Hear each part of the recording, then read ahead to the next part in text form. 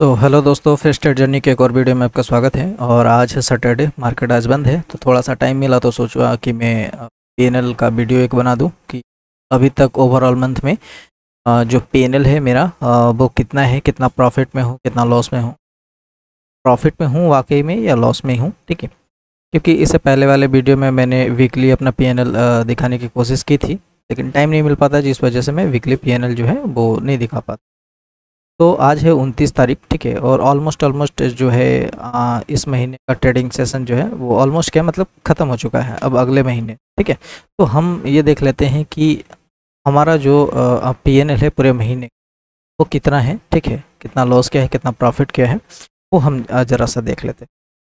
तो ये हमारा फायर्स का टर्मिनल है। ठीक है, हालांकि इससे पहले मैं एंजल वन पे ट्रेड करता था, एंजल वन से धन पे शिफ्ट हुआ था, धन पे कुछ ग्लिच मिला जिसकी वजह से मैं धन जैसा ही प्लेटफॉर्म ढूंढता था तो मुझे फायर्स मिला। तो फायर्स मुझे काफ़ी बेस्ट लगता है। इसका मोबाइल एप्लीकेशन भी मतलब सुपर्ब है। मोबाइल एप्लीकेशन में इसके बारे में बता नहीं सकता, विद इन सेकेंड ट्रेड जो है वो प्लेस हो जाता है।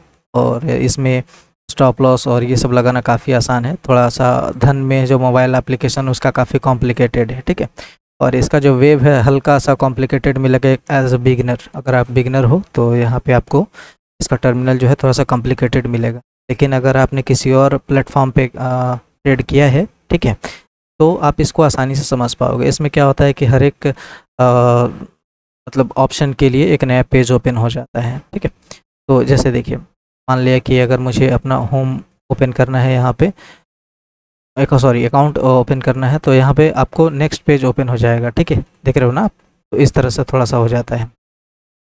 तो ये थोड़ा सा जो नए बिगनर लोग होते हैं उनको वही ठीक नहीं लगता। चलिए, तो हम अपना जनरल देख लेते हैं। ठीक है, जनरल ऐसे ही है, पीएनएल है, जैसे जीरोधा में पीएनएल होता है। ठीक है, उसी तरह से यहाँ पे फायर्स में जनरल है। जो फायर्स में ट्रेड कर रहे होंगे उनको ये चीज़ पता होगा। तो देखिए, हमारा जो ट्रेडिंग डे था, ये पूरे महीने मैंने ट्रेडिंग किया नहीं है, ठीक ना। और पूरे महीने सिर्फ मैंने फायर्स में ही ट्रेडिंग किया है, इसके अलावा और कहीं नहीं। तो देखिए यहाँ पर 1 2 3 4 5 6 7 8 9 10 11 12 13 दिनों का ट्रेडिंग सेशन था मेरा। ठीक है, 13 दिन ही मैं पूरे ओवरऑल महीने में 13 दिन ही ट्रेड किया था। ठीक है, और 13 दिनों में यहाँ पे देखिए 535 का मेरा प्रॉफिट, 154 का प्रॉफिट, या कॉस्ट टू कॉस्ट से समझ लो आप। फिर 875 का प्रॉफिट, 245 का प्रॉफिट, 551 का, यहाँ 1350 का, और यहाँ 357 रुपये 75 पैसे, यहाँ पे 915 रुपये। ठीक है, उसके बाद ये जो 8 दिन है, 8 दिनों में कभी मैंने लॉस बुक नहीं किया। यहाँ पे क्या हुआ कि सोमवार को जब मैं ट्रेड कर रहा था, ठीक है, 24 तारीख को, तो यहाँ पे मुझे 517 रुपये का जो लॉस है वो बुक करना पड़ा। हालांकि ये लॉस बहुत ज़्यादा था, मैं लॉस को रिकवर किया, बट 517 रुपये का मुझे लॉस बुक करना पड़ा।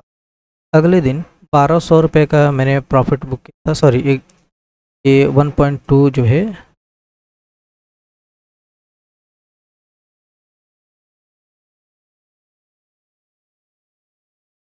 ये मतलब 1200 रुपये ही हो, नहीं नहीं, ये 1020 है, या 1195 रुपये। ठीक है, मतलब ऑलमोस्ट 1200 रुपये।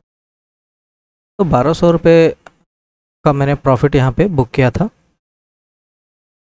स्लिप पे मैं आज अगले दिन 1530 रुपये का मैंने लॉस बुक किया। ठीक है, उसके अगले दिन 864 रुपये 75 पैसे का लॉस बुक किया। सबसे ज़्यादा जो ये डेंट मेरा लगा हुआ है ना, वो 28 तारीख को डेंट लगा हुआ है। और 28 तारीख को क्यों लगा हुआ है, ये जो लगातार यहाँ पे मेरा लॉस हुआ तो यहाँ पे रिकवर हो गया। ठीक है, उसके बाद यहाँ यहाँ जो मेरा लॉस हुआ ना, तो मेरा साइकोलॉजी हिल गया। ठीक है, कि मैं यहाँ पे कंटिन्यू प्रॉफिट कर रहा हूँ, ऐसा मैं क्या गलती कर रहा हूँ जिसकी वजह से ये इतना बड़ा बड़ा लॉस जो मुझे बुक करना पड़ रहा है।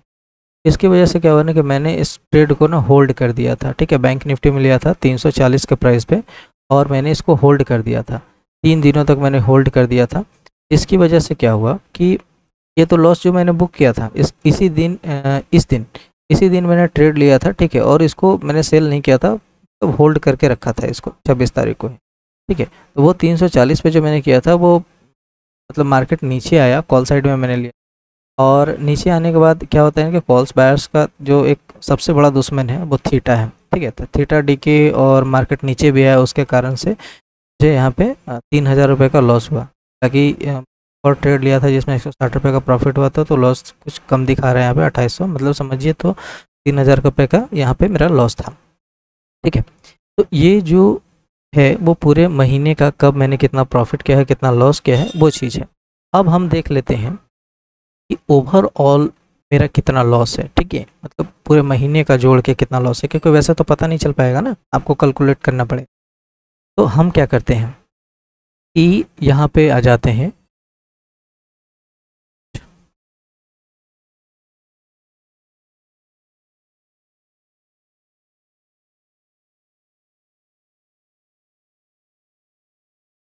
वेरीफाइड पीएनएल पे आ जाते हैं। ये देखिए, पूरे महीने का अगर मैं वेरीफाइड पीएनएल निकालूं तो सिर्फ 147 रुपये 75 पैसे के प्रॉफिट में हूँ मैं। ठीक है, 147 रुपये 75 पैसे। और यहाँ देखिए और चीज़ है कि इससे पहले 21 जून को मैंने अपना जो एक लिंक जनरेट किया था, जब इसे वेरीफाइड पीएनएल है तो आप इसको लिंक जनरेट कर सकते। उस टाइम में देखिए, उस टाइम में 21 तारीख को मेरा जो ये था वेरीफाइड पीएनएल था, वो था 4068 रुपये का। ठीक है, तो 4068 रुपये का यहाँ पर था, और 21 तारीख तक 4068 रुपये, 21 तारीख के बाद यहाँ तक। ठीक है, उसके बाद ये जोड़ लीजिए 1200 रुपये का ये प्रॉफिट जोड़ लीजिए अब।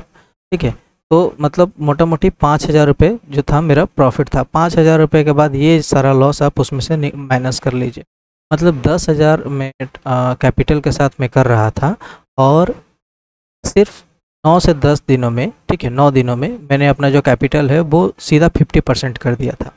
तो कहीं ना कहीं मैं ट्रेड जो है वो सही कर रहा था, सही डायरेक्शन में मैं जा रहा था।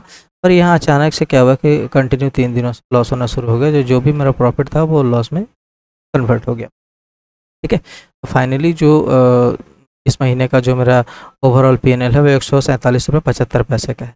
एक गलती से पूरे महीने का जो आपका मेहनत है वो पानी में चला जाता है। ठीक है, अब देखिए ओवरऑल जो यहाँ पे एक और आता है ग्लोबल पीएनएल में, हम देख लेते हैं। ग्लोबल पीएनएल में हम 5000 रुपये का, ठीक है, लॉस में है, 5000 रुपये का लॉस में है यहाँ पे ग्लोबल पीएनएल। ठीक है, यहाँ पे क्या होता है कि ब्रोकरेज ये सब चीज़ डिस्काउंट करके यहाँ पे ये पीएनएल दिखाता है।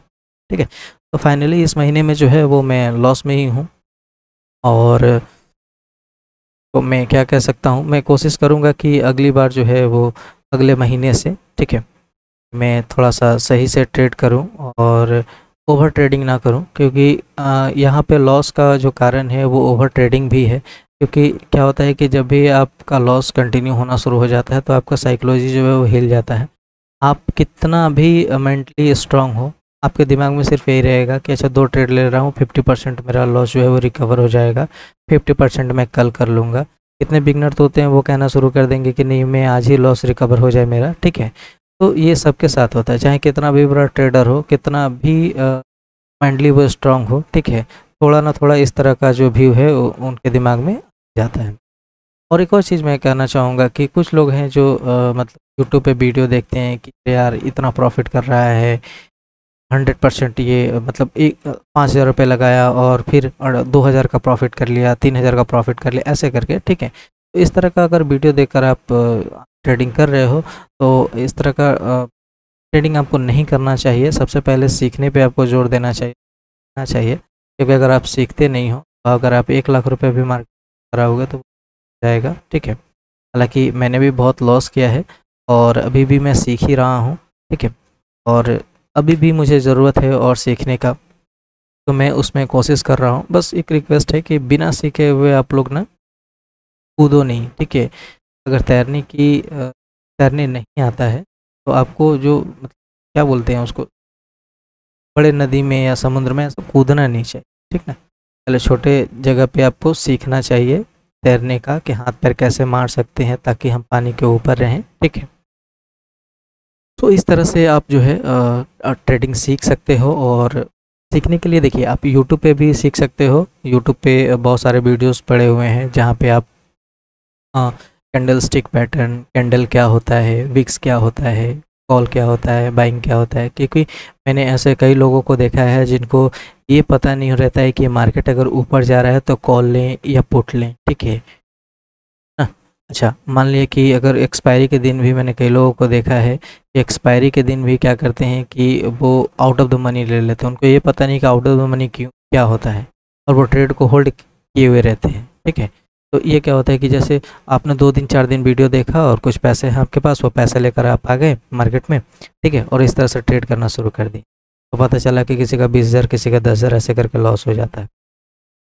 तो शुरुआत में सबके साथ होता है, मेरे साथ भी ऐसा ही होता था कि ओटीएम आईटीएम ये सब चीज़ें पता नहीं थी, लेकिन हाँ मैंने उसको सीखने की कोशिश की है और बहुत कुछ सीखा भी है, और बहुत कुछ सीखने की अभी ज़रूरत है, बाकी है। ठीक है, सो मैं उस पर फोकस कर रहा हूँ। तो दोस्तों फाइनली जो मेरा था वो, जो मैं कॉस्ट टू कॉस्ट ही हूँ। ठीक है, तो देखता हूँ अगले महीने क्या होता है। उम्मीद करता हूँ दोस्तों कि आपको ये वीडियो पसंद आई होगी। अगर आपको ये वीडियो पसंद आई होगी तो आप इस चैनल को सब्सक्राइब कर दीजिएगा, वीडियो को लाइक कर दीजिएगा, और अपने फ्रेंड सर्कल को भी शेयर कीजिएगा, ताकि उनको भी पता चले कि ट्रेडिंग जो है वो इतना आसान नहीं है। इतना आसान होता तो सब छोड़ छाड़ के सारे लोग जो है वो ट्रेडिंग करना ही शुरू कर देते हैं। ठीक ना, कोई कहीं जॉब नहीं करता, यही चीज़ है। तो फ्रेंड्स, हम मिलते हैं किसी अगले वीडियो में, तब तक रखें अपना ख्याल।